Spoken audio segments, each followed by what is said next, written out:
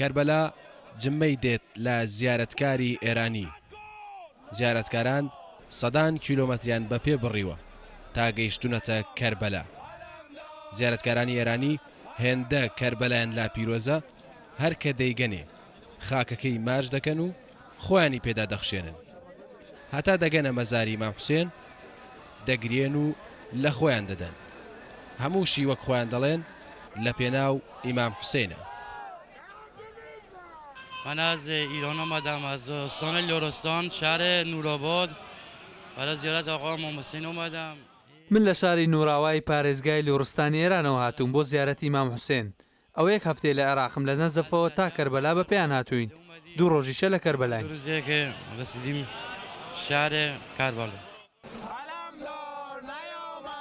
زیاتر لە 1,700,000 ئێرانی بە ڤیزا هاتوونەتە ناو خاکی عێراقەوە.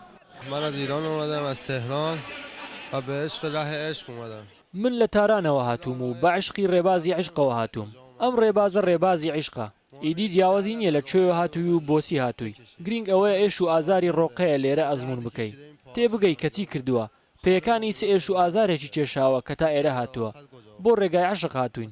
بۆ ئەم ڕێگا عشقە هەندێک کەس دێت و خەڵکی واش هەیە نایەن. پەیوەندی بە ئیمانداری هەر کەسە هەیە کە چەندە ئینسانێکی چاکەکار بێت کە بانکهێشتی ئێرە بکرێ و بێی بۆ ئێرە. بەڵام هەر کەس کە بۆ ئێرە هاتووە لەشی ساغ بێت و کارێکی پیاوانەی کردووە. بۆ بەشداریکردن لە چلەی ئیمام حوسێن جگە لە ئێرانی ژمارەیەکی زۆری شیعە مەزهەب لە ئەفغانستانیشەوە هاتوون. شماره ئەفغانی 1200 نەفەر كلهم ئەفغانی كلێکی. ژمارەی ئەفغانیەکان 1200 کەسە کە هەم ڤیزای تاکە کەسیان هەیە و هەم ڤیزای کاروانیان هەیە. سل کەس ڤیزای کاروانیە. هەر کەسیش بەتەنیا ڤیزای خۆی هەیە. من بە ڤیزای تاکە کەسی هاتووم. یەک پاسپۆرت یەک ڤیزەیەکی دەڕە.